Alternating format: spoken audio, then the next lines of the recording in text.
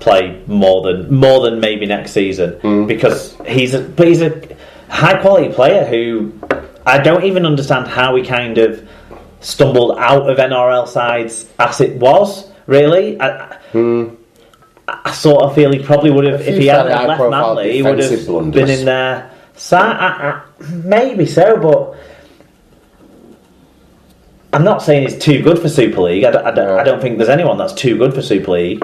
But I do think that there was no chance that he wasn't going to get an NRL deal that would work out better for him in many which ways. And admire him for making the right decision for himself. I think that's fair enough. I think kind of maybe everyone realised that it was never going to be a long-term thing. Oh, I sort of hoped it was. I was looking forward to watching him in Super League next year. I thought he kind of... Oh well. Yeah, because next year I thought he would be playing for his NRL future. Yeah. But now we'll just have to see if Ben Barba can run and play for his NRL future. So I reckon he'll be back. I reckon he'll get on a bit in that New Zealand team. Anyway, okay. Veteran Warrington Wolves forward Ben Westwood has signed a new one-year contract with the club. Westwood, who's 107, he's 36, made his Warrington debut in 2002 and recently made his 400th appearance for the Wolves. He has won 3 Challenge Cups and appeared in grand final defeats for the Wolves in 2012 and 13. I've still got some goals I need to achieve, said Westwood. What could they possibly be? Oh, the main one is a grand final win, and I really do believe that this club can do it. I don't think he needs the concussion check, to be honest, but okay.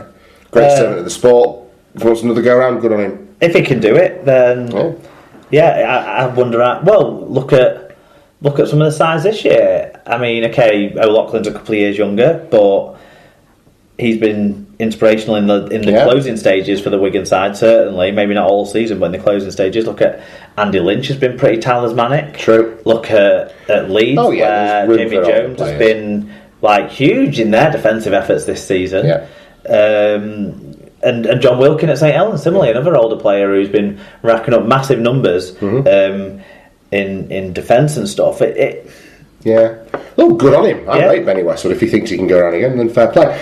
Winger Tommy Makinson and forward Luke Thompson have signed new deals with Super League side St Helens. The academy product Makinson, who's 25, has been with Saints for the entirety of his career and has signed a new 4-year deal, while Thompson, who's 22, has committed his future to the Red V for another 2 years, having played 92 times for Saints already. Makinson, we already know a great deal about. He's capable of some spectacular stuff. Thompson is, since Justin Holbrook arrived, I would say he's been the best. We're in the conversation for the best English forward in Super League. He's done very well in that spell. I think he's been every bit as good as any of the other amazing props around, like Walmsley in the same side as him. Now, he maybe doesn't make as many splashy plays, but he makes a lot more tougher plays. And I have watched him quite closely in the last few weeks because I thought I've been giving him a lot of praise. I don't want it to be just falling into the traps of praising players because everyone's praising him. But actually, what I've seen from him is I can't recall a time in the last 3 games where he has lost contact carrying the ball. No, it's a very good period. I think there was 1 or 2 times in that spell where he's knocked on after contact. Which isn't ideal, but physically, taking away the ball handling aspect of it, physically he's been dominant against opponents, and I think I've been really impressed with him, and he's done everything to deserve a new deal. So I kind of think it could have been more. There you go. Okay, Salford Red Devils forward Olsi Krasniqi will leave the Super League club at the end of this season. The 25-year-old started his career with London Broncos and spent 4 years with that club before joining the Red Devils in 2015. They must be signing a plethora of middle unit forwards because they can't afford to lose any more. No. They're losing Waln, who was one of the best at the start of the season, underrated. Also, Krasniqi held things together for a large period of the middle part of the season where he was relied upon heavily in that squad. Strange. See how we do. Hull FC winger Steve Michaels is to leave the club at the end of the season and return to Australia. The 30-year-old joined from the Gold Coast Titans in September 2014 and has helped the Black and Whites to back-to-back Challenge Cup wins. I think it's fine for this one. For me, it opens up opportunities for Rawsthorne and Maludi and a few other younger players, and I think that's a good thing. Absolutely. Former France international Jérôme Guisset will bring his 12-year association with Catalan Dragons to an end when he leaves the club at the end of this season. Guisset is one of the few remaining links with the Perpignan club's entry into the Betfred Super League, having joined them as a player from Wigan Warriors in time for their inaugural season in 2006. A second rower who also played for Canberra Raiders and Warrington Wolves, as well as France, Guisset featured in the Dragons' historic opening game, a 38 points to 30 win over Wigan at the Stade Amé Giral, and went on to make a total of 269 Super League appearances before hanging up his boots in 2010. He then began his coaching career under Trent Robinson and also assisted former teammate Lauren Frasernew and more recently current boss Steve McNamara. Okay. Huddersfield forward Tyler Dickinson has agreed a new 2-year contract with the club until the end of the 2019 season. The 21-year-old has forced his way into Rick Stone's first team for this season, and the Australian has now rewarded him with a new deal to continue his stay with the Giants. Widnes have signed the versatile forward Will Matthews for the 2018 season from NRL side the St George Illawarra Dragons. Matthews is 29 and began his career at Gold Coast Titans, where he made his NRL debut in 2008 and joined the Dragons in 2012. He made only one appearance in 2017 but has played a total of 86 first-grade games in his professional career. Never heard of him. No, me neither. I must have seen him play at some point, but it doesn't stand out. I went who? 10-year career, 86 games, that's... 89 games, that's a lot of reserve grade. 10 seasons. That's a lot of reserve grade. 86 first team games in 10 seasons. Poof. A lot of country rugby league, I would suggest. Luke Gale has, for the third consecutive year, won the Albert Goldthorpe Medal. The medal is awarded to the player who receives the most votes from League Express reporters throughout the season. With 2 games to go, Gale can now no longer be caught. Well done to him. Another fantastic season. Obviously, this award is favoured towards halfbacks because they generally have an influence on most games. More so than maybe other positions stand out as having an influence. So, but that shouldn't detract from Luke Gale because his influence is absolutely huge on that Castleford side. He basically dictates the way that they play, and he's going to be the front runner for the Man of Steel award too. I'm sure he's favourite with the bookies. I've not checked the odds recently, but well done to him. Hull KR and York City Knights have received 3 nominations each in the Kingston Press Championship and League One awards shortlist. Both clubs will be heavily represented at the annual awards evening, which will take place in Manchester on Monday the 18th of September. So the nominations for Championship Player of the Year go to Chris Atkin of Hull KR, Mark Kirala of the Toulouse Olympique 13 and Sean Lunt from Hull KR. Championship Coach of the Year nominations go to Andrew Henderson of the London Broncos, Richard Marshall from Halifax and Tim Sheehan from Hull KR. Championship Young Player of the Year nominations fall to Alex Walker of London, Brandon Moore of Halifax and James Bentley of the Bradford Bulls. League One Player of the Year nominations go to Bob Bezic of the Toronto Wolfpack, Craig Hall of the Toronto Wolfpack and Joe Bullock of the Barrow Raiders. League One Coach of the Year nominations go to Carl Forster at Whitehaven, James Ford at York and Paul Crary at Barrow, whilst League One Young Player of the Year nominations come to Ash Robson of the York City Knights, Lewis Young from Newcastle Thunder and Liam Harris also from York City Knights.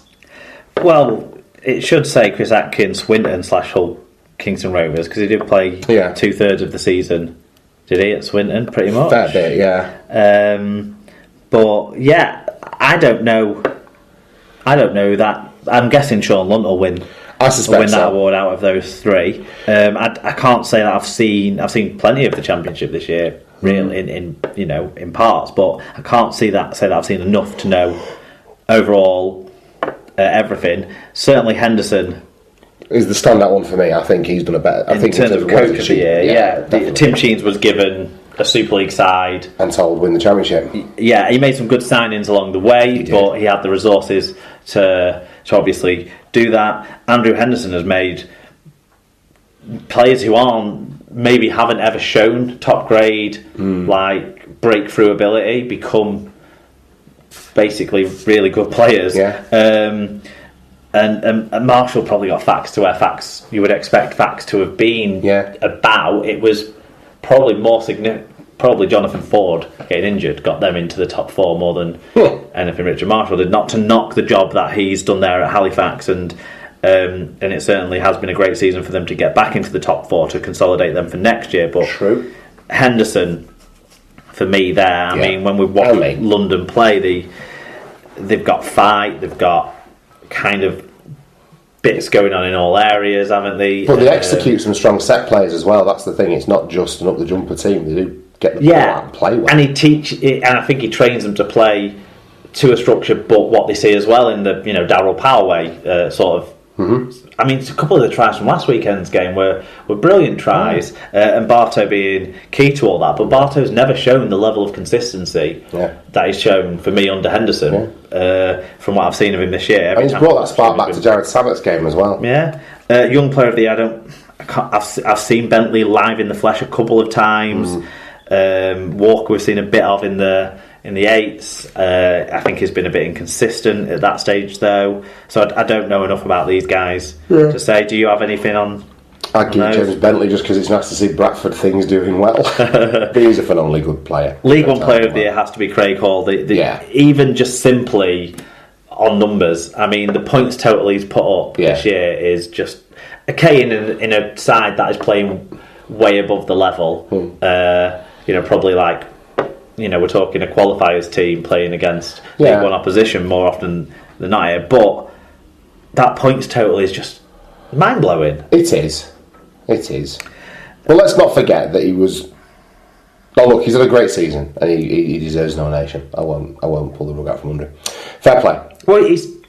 Oh, but come on, Mark. He was an average Super League player and now he's caning it in League One. It's the same as fucking. What's he called? Braley for me. I've nothing against Craig Hall. Fair play to the guy. He's bagged a ton of points, but he's done it against fucking part-time opposition all year. He's done it by kicking goals, and they've not all been under the sticks.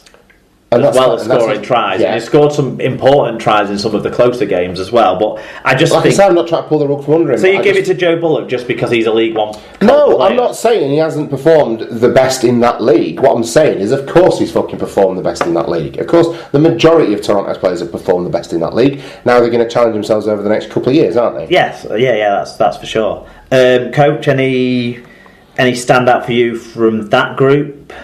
Well, I think considering where York were 12 months ago to where they are today, James Ford has done a good job in terms of what's going on the field. But Carl Forster, for such a young man in charge of that Whitehaven side, that's a big responsibility for a man of his age to take on. So between those two, for me, really, I would say.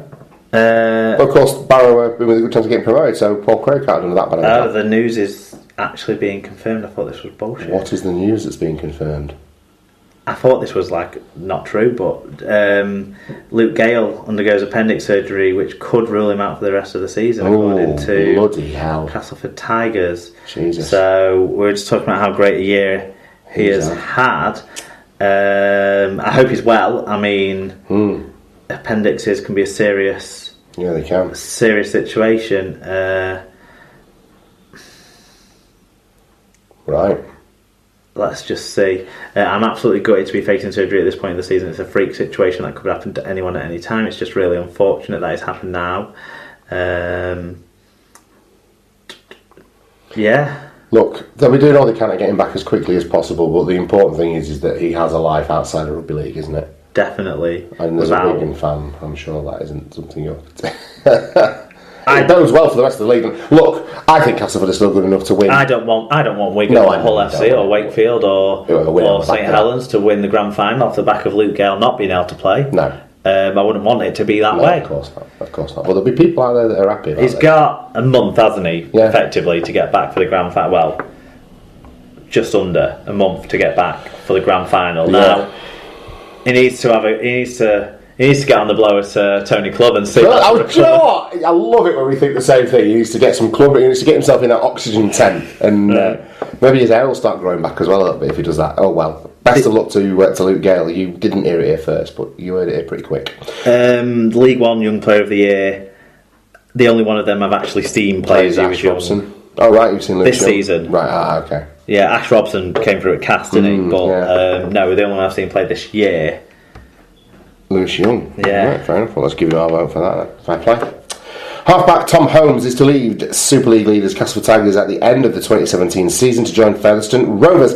Holmes is 21 and has 3 tries in 8 games on loan at Batley this season, as well as scoring 2 tries in 10 appearances for the Tigers. The playmaker made his cast debut in April 2015's win against the Catalan Dragons and may well play the grand final now.